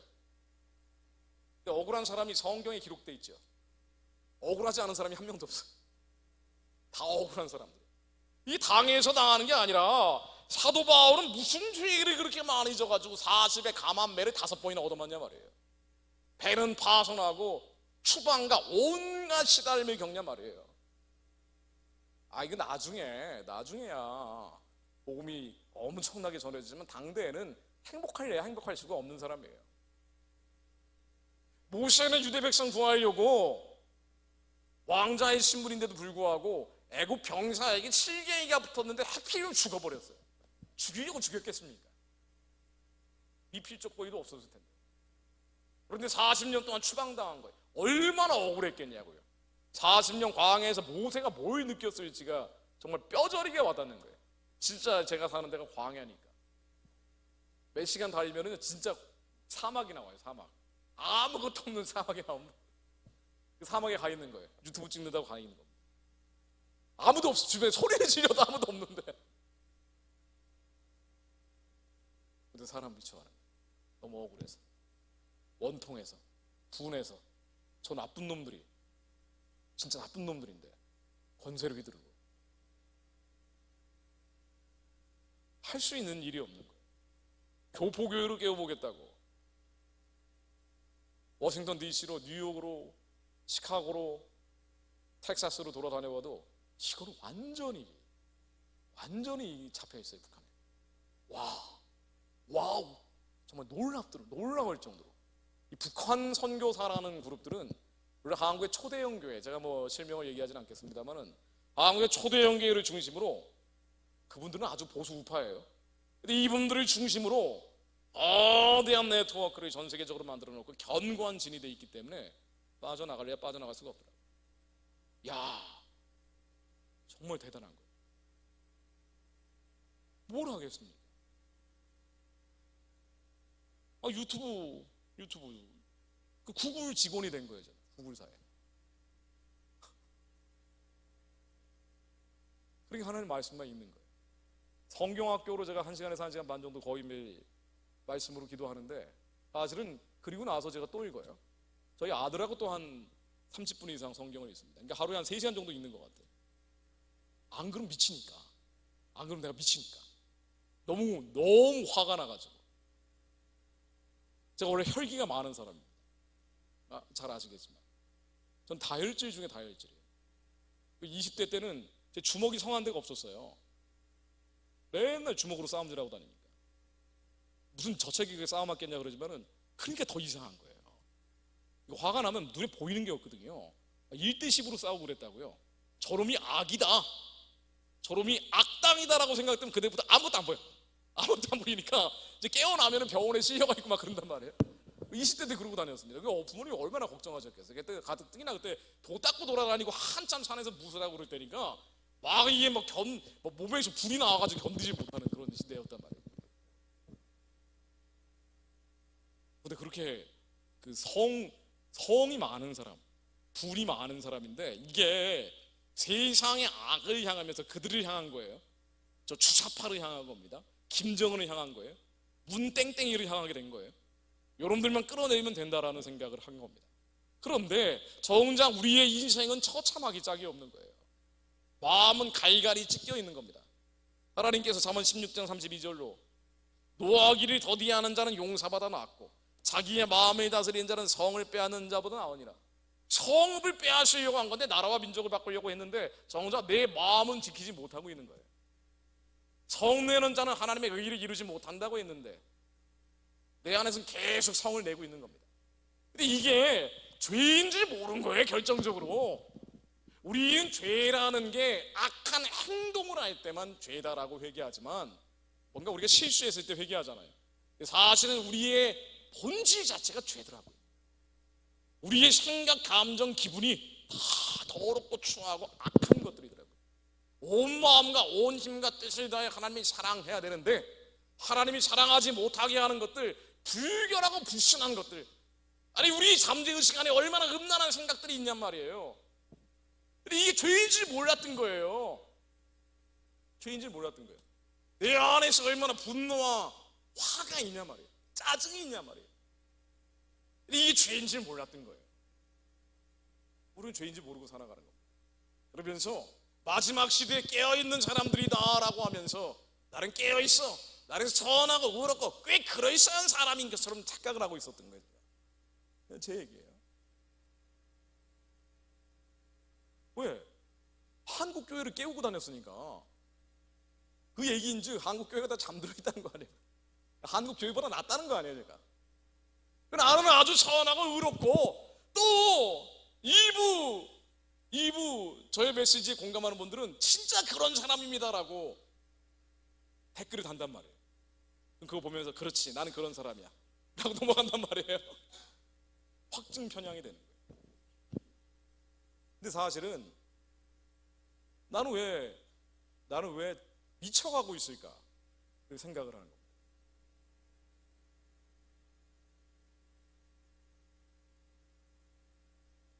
왜 내 마음에 평화가 없어지고 있을까? 우리가 원래 그런 사람, 우리 원래 다 그런 사람들. 근데 죄를 모르고 있었던 거예요. 내 안에 분노와 성냄과 짜증과 미움과 증오와 시기와 질투와 원망과 불평과 불만과 우리의 본성이라고 얘기하는 그 감정들, 사실은 성령 안에서 거룩해지지 않으면 다 죄더라고요. 우리의 겉사람 옛사람이 머리에서 계속 뇌파처럼 나오고 있는 것들이 다 죄인데 죄인지 모르고 있는 거예요. 모르고 있는데 완전히 망해가지고 완전히 끝나가지고 광야에서 할 일이 없으니까 이거 맨날 울면서, 진짜 울면서 성경만 읽은 겁니다. 하나님의 말씀이 완전하고 정밀하기 때문에 말씀만이 깨끗하거든요. 말씀만이 거룩한 거예요. 말씀만이 순결한 겁니다. 이 흑도가니에서 7번 단련한 은보다 더 깨끗한 하나님의 말씀 앞에 서니까 그제서야 내 죄가 보이는 거예요. 그러니까 신약 성경에 나오는 말씀들만 주치면서 외우고 있었는데 사실은 구약에 나오는 얘기들이 다 내 얘기인 거예요. 다 내 얘기인 거예요. 레위기에 나오는 가증한 것들이 다 내 안에 있더라고요. 내 안에 다 있어요. 내 안에. 레위기 11장 4절로 책임지라는 것이나 굽이 갈라진 짐승 중에도 너희가 먹지 못할 것은 이러하니 약대는 책임지는 하되 굽이 갈라지지 아니하였으므로 너희에게 부정하고 사반도 책임지는 하되 굽이 갈라지지 아니하였으므로 너희에게 부정하고 토끼도 책임지는 하되 굽이 갈라지지 아니하였으므로 너희에게 부정하고 돼지는 굽이 갈라져 쪽발이로 되 책임지를 못하므로 너희에게 부정하니 너희는 이 고기를 먹지 말고 그 죽음도 만지지 말아 너희에게 부정하니라. 아니, 영적인 돼지, 영적인 토끼, 영적인 약대, 영적인 사반이 내 안에 분노해, 내 안에 절망감이, 내 안에 낙심낙담이. 우리는 상황으로 인해서 절망하죠. 환경으로 인해서 염려합니다. 돈이 없으니까 염려할 만하잖아요. 그런데 그게 문제가 아니라 우리 인생을 주관하시는 분이 하나님이신데 하나님이 우리의 기도에 응답해서 이 환경을 만드신 거예요. 우리는 인정 안 하지만 우리의 환경이 기도의 응답이라니까요. 왜? 하나님이 그렇게 훈련시키려고. 오히려 거룩해지려는 사람들이 특별히 뽑아서 시련의 용광로로 집어넣는 거예요. 깨끗해지려는 사람을 뽑아내서 고난의 용광로로 집어넣더라고요. 불결하고 더러운 자들은 쓸 수가 없으니까 내버려 두는 거예요. 근데 우리 하나님이 두려워하는 자들 뽑아내서 이해할 수 없는 시련과 환난과 억울함으로 몰아가시더라고요. 그래서 모세를 광야로 40년을, 요셉을 13년 억울한 옥살이를 시키고, 다윗은 너무 억울해서 시편을 지은 거예요. 미치겠는 거지. 미치는 심정을 알겠더라고요. 너무 억울해서 미치겠는 거예요. 약이 올라서 감당할 수가 없을 때, 그때 다윗이 주야로 하나님의 말씀을 묵상했죠. 시편 1편 1절에 나오듯 주야로, 낮이나 밤이나 너무 억울해서 견디기 어려울 때 주야로 하나님의 말씀을 중얼중얼거린 거예요. 그러다가 어느 순간 다윗이 깨달았던 것은 완전하신 하나님 말씀 앞에, 하나님, 내가 죄인입니다, 죄를 자백을 해요. 아니, 다윗이 다른 사람 보면 나은 사람이잖아요. 그런데 하나님이 원하시는 것은 순도 10% 20%는 관심이 없고 99%인 사람들이 1%를 걸러내기를 원하시는 거예요. 1%를 뽑아내게 하시는 겁니다. 내 안에 아직 남아있는 이 억울함과 원통함과 섭섭함, 사람으로부터 당하는, 우리 원수 같은 남편들로부터 당하는 이 섭섭함, 아무것도 알아주지 않는 우리의 자녀들로부터 당하는 이 원통함, 이 죄를 다 뽑아내서 성읍을 빼앗는 게 아니라 나라와 민족을 바꾸기 전에 마음을 바꾸기 원하시더라. 이 마음이 새로워지기를 원하시는 거예요. 그러네. 말씀이 아니면 깨닫지 못하죠. 히브리서 4장 12절에 나오듯 하나님의 말씀은 살아있고 활력이 있어 좌우의 날선 어떤 검보다 예리하여 혼과 영과 및 관절과 골수를 찔려 쪼개기까지 하며 마음의 생각과 뜻을 판단하나니. 우리 마음의 생각과 뜻을 판단하는 것은 말씀밖에 없습니다. 심령 골수가 앉아 우리의 영과 혼을 쫙 갈라서 우리의 영은 새로운 피조물로 예수 안에 새롭게 태어났는데도 불구하고 여전히 혼적인 영역, 우리의 생각, 감정, 기분이에요. 머리에서 나오는 것들은 좋은 게 하나도 없단 말이에요. 여기서 나오는 것들을 쫙 갈려서 마음의 생각과 뜻을 감찰해요. 스크리닝 한다고요. 하나님의 말씀만이 마음의 생각과 뜻을 검열을 하는 거예요. 그래서 나쁜 것들을 뽑아내는 겁니다. 그래서 우리가 싸우는 무기들, 유일한 무기들 말씀밖에 없더라고요. 하나님의 전신갑주를 에베소서 6장에서 입으라고 했는데 다 방어 무기인데 마지막 공격 무기 하나, 하나님의 말씀, 성령의 검을 가져라. 이 성령의 검을 가지고 마치 구약에 나와 있는 수많은 불결한 것들, 영적인 토끼, 영적인 돼지, 영적인 사반, 영적인 약대, 날개 달린 기어다니는 것들, 뱀과 전갈들, 우리 안에 있는 이 수많은 골리앗들, 골리앗이 멀리 있는 게 아니더라고요. 내 안에 있는 분노, 성냄, 짜증, 이 상한 마음들이에요. 우리의 상한 마음이 죄더라고요. 우리는 상황으로, 환경으로, 사람으로 마음이 상하잖아요. 기분이 나빠져 버린단 말이에요. 그래서 이 사람이 생각합니다. 요런 봐라, 요 나쁜 놈. 어떻게 저런 얘기를 하지 나한테? 근데 하나님은 뭘 원하시는 거 아니에요? 그 사람은 하나님과 관계에서 그가 해결할 문제고요. 우리의 상한 마음들, 온 마음과 힘과 뜻을 다해 하나님이 사랑하라 그랬는데, 이웃을 네 몸처럼 사랑하라고 했는데 사랑이 아닌 것들, 사랑이 아닌 것들이 아지랑이처럼 올라올 때 그 옛사람을 말씀으로 깨버리라는 거예요. 그래서 3년 내내 요 싸움만 하다 왔습니다. 제가 보니까 그러다 보니까 완전 인간 쓰레기인 거예요. 진짜 인간 쓰레기더라고. 뭐 이런 더러운 놈이 다 있는지 아주 성질이 개 같은 놈이더라고. 그리고 가끔 그게 막 튀어나오려고 그래. 완전히 개차반인 거예요. 와, 나라와 민족을 바꾸는 게 아니라 북한을 해방하고 구원하는 차원이 아니라 이 큰일 나겠는 거예요. 제가 소송이 두려운 게 아니라 우리가 예수 그리스도의 심판대 앞에 서게 되는데, 우린 다 그렇게 돼 있잖아요. 고린도서 5장 80절로 우리가 담대하여 원하는 바는 차라리 몸을 떠나 주와 함께 있는 그것이라. 그런즉 우리는 몸으로 있든지 떠나든지 주를 기쁘시게 하는 자가 되기를 힘쓰노라. 이는 우리가 다 반드시 그리스도의 심판대 앞에 나타나게 되어 그 사람이 각 행함대로 받게 되리라. 우리는 그리스도의 심판대 앞에 서게 되는데 이때 나의 이 죄악으로 인해, 불결하고 부정하고 불순한 거로 인해 이거 정말 혼이 나겠다. 그게 두렵더라. 천국 가야 된다. 아니 이렇게 이래서야 어디 나라와 민족이 중요한 게 아닌 거예요. 나중에 성을 빼앗는 것보다 내 마음을 지키는 게 중요한 거예요. 내 마음 안에 있는 이 분노와 성냄과 짜증과 억울함, 원통함, 얼마나 억울하십니까? 얼마나 원통해요. 아버지가 이재용 같은 사람이면 말이야, 내가 지금 이러고 있지 않을 텐데. 이재용 정도만 안 돼도 좀 중견기업, 직원 100명 정도 되는 기업의 아들로만 태어나도 야, 내가 이 모양 이 꼴은 아닌데. 아니, 돈이 없으면 말이지, 현빈처럼 잘생긴 얼굴에 큰 키라도 주든가 말이야. 이거는 아무리 봐도 이놈 나리는 이건 얼마나 억울하세요? 얼마나 억울합니까? 근데 하나님이 경건한 자들을 특별히 그렇게 몰아가시는 거는요, 다 뜻이 있더라고요.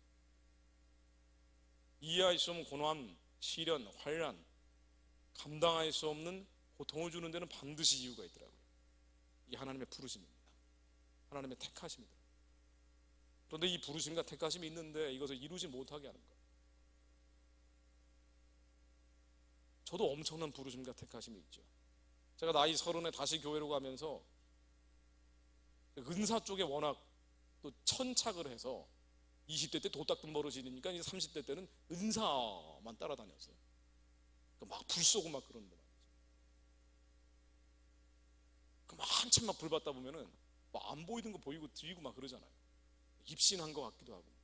아니 그런데 예언도 무진장 많이 받았거든요. 다 공통적으로 하는 게 어마어마한 얘기를 하는 거예요. 어마어마한 얘기를 합니다. 부르심, 택하심. 근데 여러분들도 다 그럴 거예요. 그리스도인들은 절대로 꼬리가 되지 않습니다. 그리스도인들은 세상에서 경쟁에 밀릴 수가 없어요. 그런데 실제는 대부분 밀립니다. 아멘 하셨던 분들은 좀 제가 네, 다시 좀 이따 아멘 하시면 됩니다.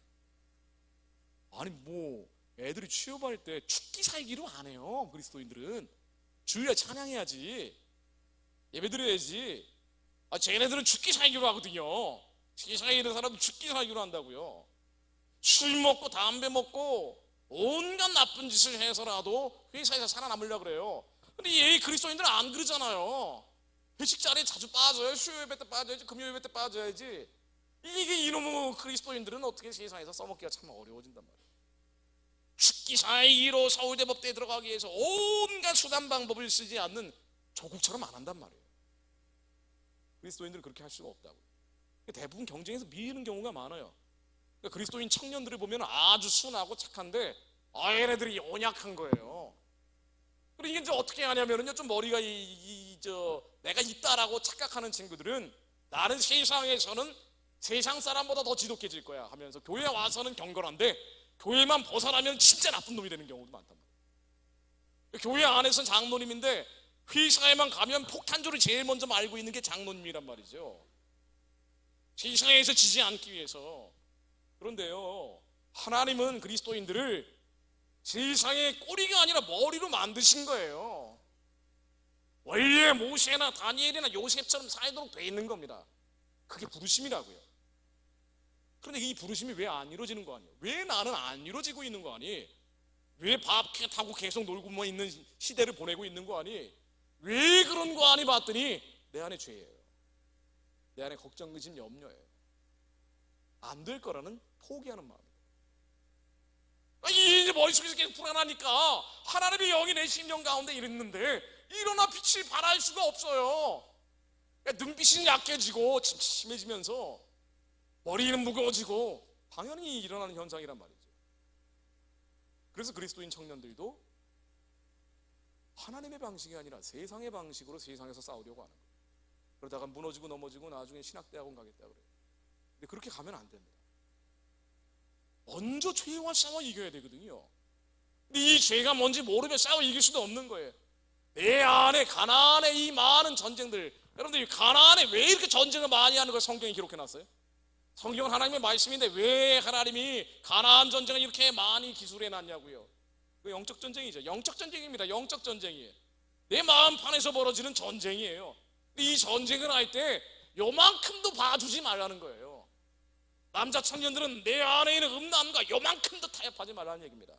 의지로 찍어 누르라는 얘기 아니에요. 의지로 어떻게 그걸 찍어 누릅니까? 우리 안에 하나님의 강력이 있으니 하나님의 강력으로 다 짓이겨 버리라는 거예요. 생각이 일어날 때마다 예수 이름으로 짓밟아 버리세요. 내 안에 시기주심이 일 때마다 예수 이름의 영으로 다 끝장날지어다. 가나안의 32왕들 저 몰렉을 죽이는 것처럼 죽여버려야 된다고. 그리스도인들이 죄가 뭔지 모르니까 사람하고 싸우는 거예요. 제가 예전에 정원 목사님 대적기도라는 책을 봤는데, 정원 목사님이 저 일찍 돌아가셨지만 그 고양시에 있는 그 해분교회라고 있습니다. 이분이 책을 많이 쓰셨잖아요. 뭐 2단 시비도 있고 그랬는데 너무 감동적인 책을 많이 썼는데 대적기도라고 제일 많이 팔린 책이 이겁니다. 보신 분들도 있으실지 모르겠어요. 우리가 사람과 싸우는 게 아니라 그 사람 뒤에는 악한 영들과 싸우는 거 아니에요. 사실은요, 그 악한 영들이 전에 이 악한 영들이 마귀잖아요. 이 마귀와 싸우기 전에 내 안에 죄와 싸워야 돼요. 대적은 죄와 싸웁니다. 왜냐하면 우리가 죄를 지을 때마다 마귀에게 속해버리기 때문에. 마귀는 멀리 있지 않아요. 귀신은 멀리 있지 않습니다. 귀신이 제 와이프가 하는 얘기였어요. 제가 막 집에서 가출하려고 막 그러고 있을 때 이게 무슨 삼손, 머리 자른 삼손처럼 미쳐가고 있을 때 저보고 김정은보다 나쁜 놈이라 그래요. 아니 김정은보다, 아니 어떻게 김정은보다 그 너무 쇼크를 받아가지고 제가 아무 말도 못하고 30분 동안 털썩 앉아서 그 망연자실했던 기억이 있습니다. 아니 그래도 그렇지 김정은보다 나쁜 놈이라니. 어떻게 김정은보다 나빠? 너무하잖아. 근데 제가 진짜 김정은보다 나쁜 놈, 김정은보다 나쁜 면이 있는 거예요. 내 옛사람 겉사람은 김정은보다 나쁜 놈입니다. 여러분들의 옛사람 겉사람은 그런 거예요. 요한일서 말씀이죠.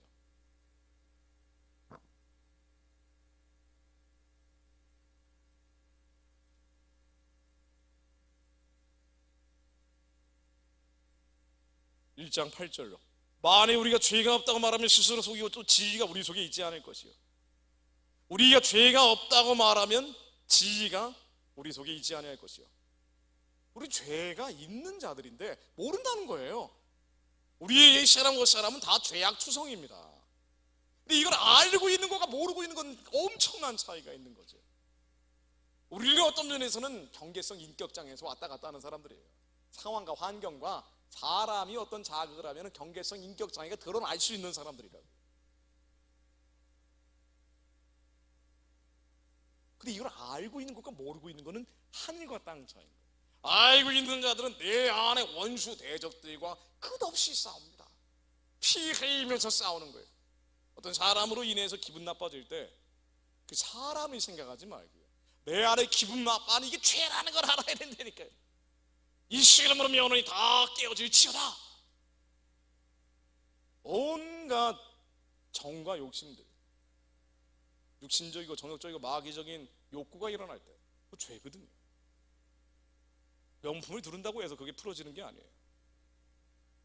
외제차를 산다고 해서 그게 채워지는 것도 아닙니다. 일시적인 거죠. 나 천국의 모사품들인데 내 안에 있는 이 더러운 것들 이 시름으로 면허이 다 끊어질지어다. 완전히 파쇄될지어다. 근데 우리가 이 죄를 통제하지 못하면은요, 그래서 이게 죄가 어떤 행동으로 드러나 버리면 그때는 마귀가 옵니다. 요한일서 3장 8절로 죄를 씻는 자는 마귀에게 속하나니 죄를 씻는 자는 마귀에게 속해버린다고 합니다. 마귀는 처음부터 범죄함이라. 그래서 하나님의 아들이 나타나신 것은 이 마귀의 일을 멸하기 위함이라. 죄를 사해 주는 것은 예수 그리스도밖에 없기 때문에,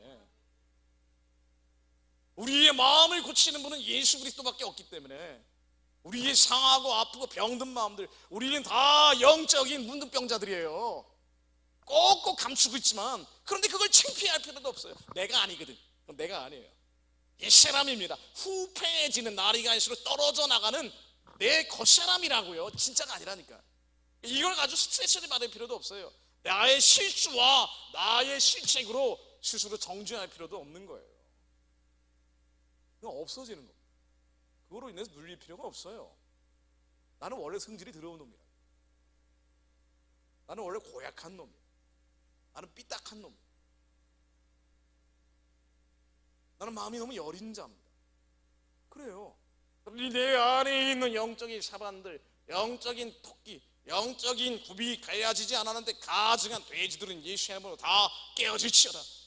이 죄와 내 안에 일고 있는 이 죄악들이 무엇인지 분별하고 싸워야 됩니다. 그래서 그리스도인 청년들이 특히나 내 자아가 죄인지 모르고 사는 이들, 나이 들면 조금씩 깨닫기 시작하지만 젊을 때는 아예 깨닫지 못하죠. 아예 깨닫지 못합니다. 그게 나인 줄 알고 살아요. 그래서 내 자아를 실현하기 위해서 발버둥을 칩니다. 난 이 정도는 돼야 행복할 거야 라고 생각하는 거예요. 뭐 그게 행복하긴 뭐가 행복해.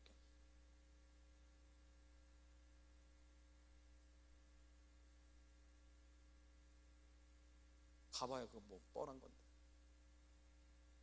돈 많고 키 크고 잘생긴 남자 만나면 행복할 거예요. 천만의 말씀. 그런 놈하고 살아보라고요.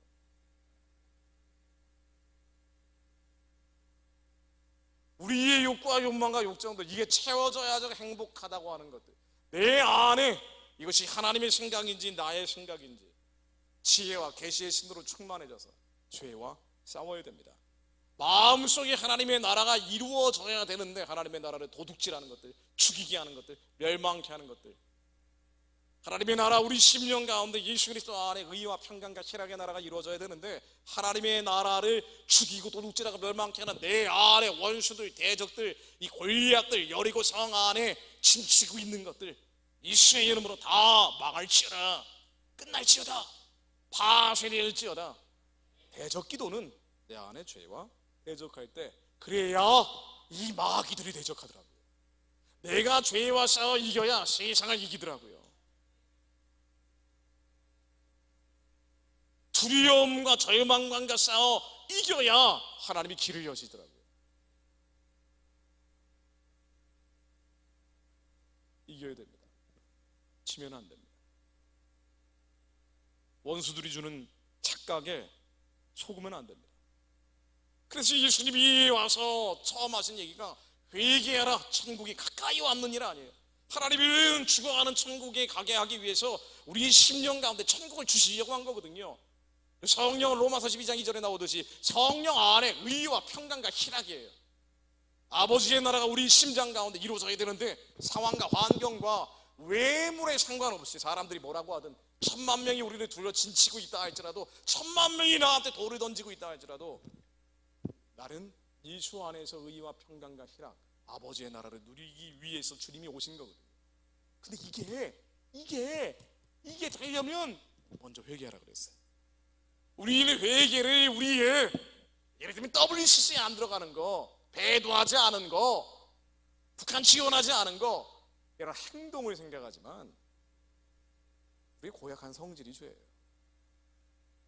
우리의 미움과 증오와 용서하지 못하는 마음과 옹졸한 그릇들이 죄입니다. 우리 기질, 체질, 여러분들이 좋아하는 MBTI대로 살면은 그게 인간이냐 말이에요. 이게 죄란 말이죠, 죄. 나는 내향적이야. 나는 외향적이야. 내향적인 사람이 평생 내향적이면 그게 어떻게 사회생활을 합니까? 외향적인 사람이 계속 외향적이기만 하면 이 사람 주변에 있는 사람들은 다 죽는 거예요. 느끼는 대로 다 얘기해버리고 끝없이 사람들 상처만 주고 있기 때문에. 그리고 본인은 행복하다 그래요. 이 사람아,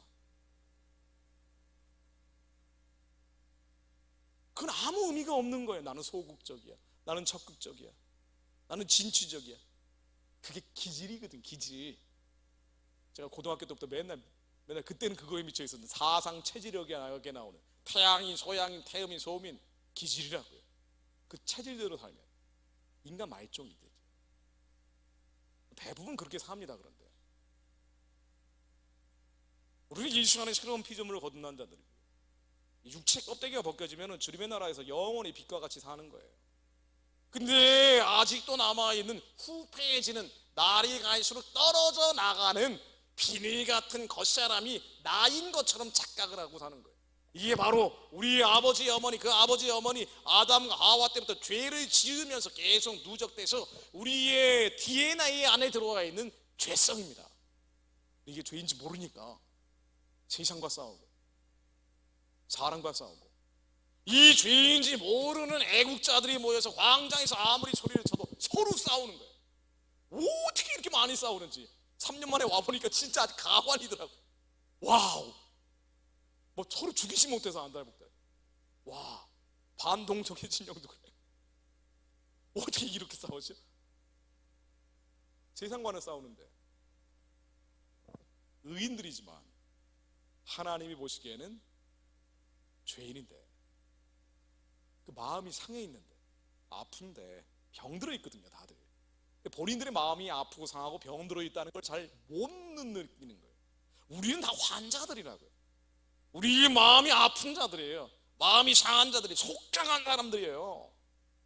그래서 예수님이 수고하고 짐진 자들아 다 나에게 와라. 내 짐은 가볍다.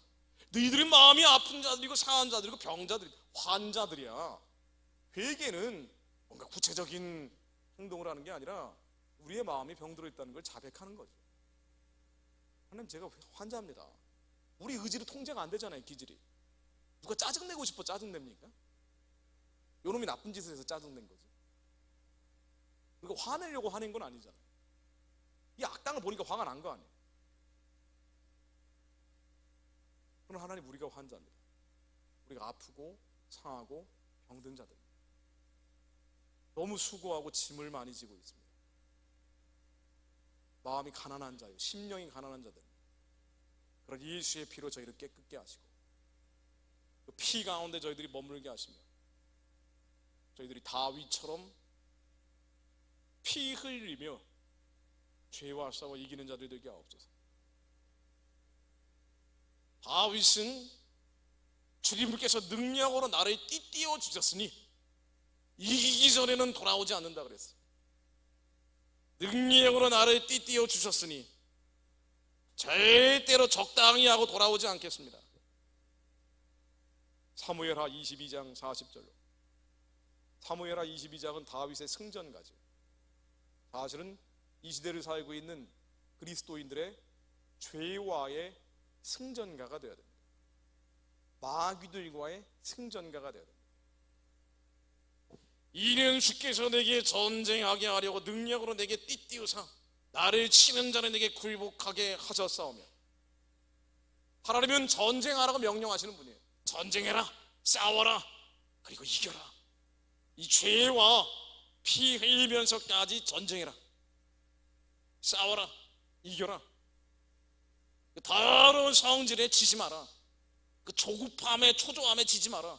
불안감에 지지 마라. 두려움에 지지 마라. 염려에 지지 마라. 염려는 죄다. 의 안에 있는 염려와 예수 그리스도의 명령이 다 싸워 이길지어다. 완전히 발바에 쳐질지어다. 거리의 진흙처럼 발바에 쳐라. 내가 그들을 땅에 티끌이같이 부서뜨리고 거리의 진흙같이 발바에 쳤나이다. 땅에 티끌이같이 발바에 쳐버려라. 예수 한번 명으로니, 예수 그리스도의 명으로니 이 더러운 것들, 우리 안에 있는 분노와 성냄들, 절망감들, 절망감 예수 한번 명으로니 다 발바에 쳐질지어다. 우리 자녀들이 볼 때 너무 절망적이에요. 바뀌질 않으니까 안 될 것 같아. 도저히 어떻게 이런 인간이 내 자식으로 태어났는지. 모든 부모는 그렇게 생각을 합니다. 아닌가요? 저만큼 절망적이에요. 에스겔의 골짜기라니까. 아이들 문제는 사춘기 되면 여러분은 절망적이에요. 이 절망감들, 이 절망감으로 인해서 자녀에게 성내게 하는 그 부모들. 모든 부모는 성내잖아요. 왜 말을 안 들으니까. 10번만 말을 해서 들으면 좋은데 1000번을 얘기해도 안 들어. 이때는 안 돼. 매를 들어야지. 그리고 성내요.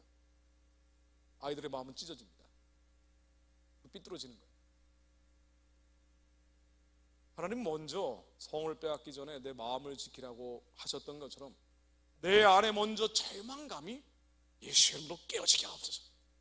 하나님께서 기름 부으시어 그 가운데 성령님이 계시기에 주님께서 그의 인생의 주인이 되시어 우리가 예수 안에서 기도한 대로 주님의 착한 일을 이루게 할 자들로 쓰임받게 하실 걸 믿습니다. 기도하면 된 거예요. 기도하면 그대로 된 줄을 믿어야죠. 현재를 보고 절망하고 있는 이 절망감은 예수 이름으로 떠나갈지어다. 완전히 파쇄될지어다. 믿지 않는 나의 가족들, 아이고 아무리 말씀을 전하려고 해도 충돌만 일어나는 거예요. 그러나 하나님 믿습니다. 저희들이 예수 그리스도 안에서 기도한 그대로 이루어질 것을 믿습니다. 주님께 돌아올 것을 믿습니다. 하나님의 때에 역사해 주옵소서. 내 안에 현실을 보고 낙심낙담하는 것들 예수 이름으로 다 발바에 쳐질지어다. 싸워 이겨야 됩니다. 싸워 이겨야 돼요. 죄와 싸워 이기는 자들이 나와야 됩니다. 내 죄와 싸워 이겨서 결국은 마귀를 우습게 보는 자들 예수 이름으로 명하노니 우리의 가문에 흐르는 이 저주는 예수 이름으로 다 떠나갈지어다. 왜 내 이름으로 귀신을 못 쫓냐 말이에요. 예수 그리스도 이름으로 왜 귀신이 안 나가냐고요. 왜 병든 아들에게 손이 되면 안 낫느냐 말이에요. 내 죄 때문에. 내 죄 때문에. 은사가 와도 제가 은사 집회 매니아였다니까. 은사가 와도 근본적으로 인간을 못 바꾸는 거예요. 내가 안 바뀌니까. 예수 그리스도의 이름으로 이 더러운 가문의 저주는 다 끊어질지어다. 우상 숭배하는 어둠의 바알제단들이 이 가문에서 예수의 이름으로 다 무너질지어다. 우리 가정 안에 죽이고 도둑질하고 멸망케 하는 것들 하늘의 천군 천사로 돌려진 쳐주시어 모든 추하고도록 악한 영들 한 길로 왔다 7길로 떠나게 하시며 우리 심서의 주님께서 피를 발라주시어 원수들이 얼씬하지 못하게 하옵소서. 하나님 저희들이 예수 안에서 기도한 그대로 이루어지게 하옵소서. 기도하면 응답받습니다. 하나님 먼저 저희들이 죄에 와서 이기게 하옵소서. 하나님 나라에서 예수 그리스도 안에서 기도하지 않았던 것을 하나님 용서해 주옵소서. 저희들 안에 너무 상하고 병들고 아픈 마음이 많았습니다. 저희들 마음이 너무 무겁습니다. 우리 아무 힘도 없습니다. 그러기에 예수 그리스도의 피로 저희를 깨끗게 해주옵소서. 주님, 저희를 살려주옵소서. 막달라 마리아처럼 저희들이 영적인 혈유병을 흐르고 있으니 예수님 말고는 살 길이 없습니다. 저희를 살려주옵소서. 저희를 살려주시어 우리의 옛사람, 우리가 겉사람이 여전히 살아있지만 다 사라지는 것들이기에 우리의 속사람, 심장으로 살게 하시고 머리로 살지 않게 하옵소서. 심장으로 사는 자들이 일어나면 상황 끝난 거예요. 한국교회가 받아들이면 다행이지만 안 받아들이면 그에 합당한 보응을 받게 될 거예요. 그러나 이기는 자들이 한국에서 한민족 가운데 일어나면은요, 그들의 기도를 통해 북한이 무너져 버린다니까요. 저는 이것만큼은 의심을 해본 적이 없습니다. 내가 죄와 싸워 이기면 제 기도를 통해서라도 10개의 재앙이 김정은에게 풀리면서 망할 겁니다. 여러분들 중에 모세 한 명이 일어나면, 에스더 한 명이 일어나면 하나님께서 그들의 기도를 통해 김정은을 끝내고 북한에 하나님을 두려워하는 지도자를 세우십니다. 2,500만 백성들에게 자유와 생명과 복음이 들어가게 하실 거예요. 그러니 현실을 보고 나중에 한국에 어떤 이상한 놈이 대통령이 된다고 해도 걱정하지 마세요. 근심하지 마세요. 우리의 죄와 싸워 이기는 자가 되게 하옵소서. 피 흘려 싸워 이기는 자가 되게 하옵소서. 승리자가 되게 하옵소서. 기도합니다. 하나님, 저희들이 이 땅에서 사는 이유는 잘 먹고 잘 살기 위해서가 아니라 이미 구원받은 자들이요 천국에 가기로 예정되어 있는 자들인데, 하나님의 부르심이 있기에, 택하심이 있기에, 우리가 언젠가는 그리스도의 심판대 앞에 나타날 것을 알고 있기에, 우리의 행함대로 보응받게 될 것을 저희들이 알고 있기에, 주님께서 저희들에게 맡기신 선하고 기쁘고 온전하신 뜻을 분별하여 알고 부르심이 소망을 실제의 기업으로 이루기 위함입니다. 우리의 인생을 향한 부르심과 우리 자녀들과 가정과 가문을 향한 부르심이 실제의 기업으로 이루어지게 하옵소서. 이 나라와 민족을 향한 주님의 부르심이 실제의 기업으로 이루어지게 하옵소서. 그것을 위해 하나님, 저희들 안에 있는 절망감, 낙심, 낙담, 수많은 염려와 두려움과 공포와 혈기와 분노와 증오심과 싸움을 이기게 하옵소서. 요만큼도 타협하지 않고 음란과 타협하지 않고 싸워 이기는 자가 되게 하옵소서. 저희들이 이기게 하옵소서. 하나님이 죄를 싫어하시는 것처럼 저희도 죄를 싫어하게 하옵소서. 우리 힘과 능력으로 싸우는 것이 아닌 우리가 하나님께 속하였음을 믿게 하시고 우리 안에 계신 이가 세상에 있는 이보다 크심을 믿게 하옵소서. 우리 심장 가운데 예수 그리스도 힘으로 저희들이 이기는 자 되어 하나님, 이 나라와 민족을 향한 주님의 부르심, 마침내 승리하는 민족교회가 일어나게 하옵소서. 주님 감사합니다. 말씀에 의지하여 그물을 던지게 하시니 감사드립니다. 예수 그리스도 이름으로